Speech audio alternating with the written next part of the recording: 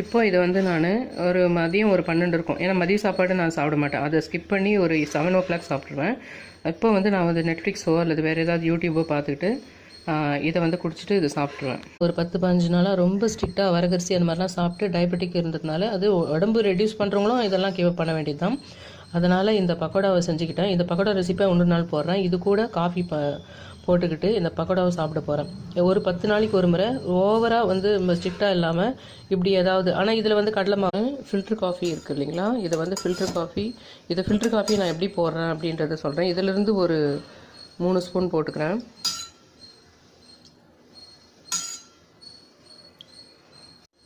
Sunrise வந்து இவ்வளோ போடுறேன். எனக்கு கொஞ்சம் பெரிய கப்பு சன்ரைஸ் வேறு இவ்வளோ போடுறேன். ஆனால் சுகர் போட்டுக்க மாட்டேன். இப்போ இதில் நான் வந்து பால் ஊற்றிடுவேன்.